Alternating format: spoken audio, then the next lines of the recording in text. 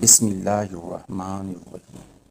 محترم ناظرین، ایک مرتبہ فرعون کے سامنے شیطان ظاہر ہوا اور اس نے فرعون سے پوچھا کہ تجھے کس نے خدا بنایا ہے اور تیرے اندر ایسا کون سا کمال ہے کہ تو اپنے آپ کو خدا سمجھ بیٹھا۔ تو فرعون نے کہا کہ میرے پاس بہت بڑی طاقت ہے، میرے پاس بہت سا سونا، چاندی، ہیرے جواہرات ہے اور میں بہت بڑے ملک کا مالک ہوں۔ شیطان نے پوچھا اور کیا ہے تیرے پاس؟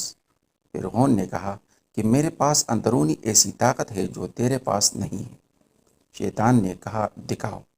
فرعون نے فوراً حکم دیا کہ اسی وقت 1000 جادوگر بلائے جائے اور وہ سب مل کر اس شیطان کو اپنی پھونکوں اور اثر سے اڑا دے، اور انہوں نے اپنا جادو دکھایا۔ شیطان کو بھی اللہ تعالیٰ نے بڑا علم دیا ہے۔ شیطان نے ایک پھونک ماری جس سے سارے جادوگروں کے اثرات ختم ہو گئے۔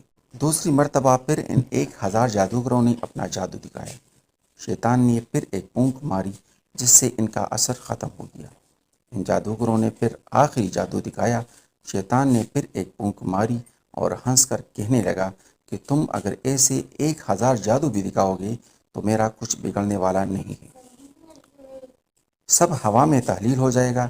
اے فرعون، یاد رکھ، مجھے اللہ تعالیٰ نے ایسی ایسی چیزیں عطا فرمائی ہے، لیکن پھر بھی اللہ تعالیٰ نے مجھے اپنا محبوب نہیں بنایا اور مجھے اپنا فرما بردار بندہ ماننے سے انکار کر دیا، اور تو خدا کا نافرمان ہے، تو رب کیسے ہو سکتا ہے؟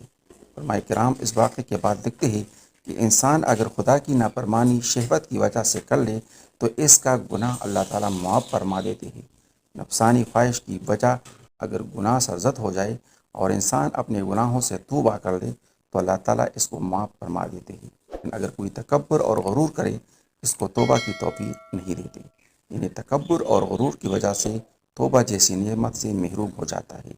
اللہ ہم سب کی حفاظت فرمائے۔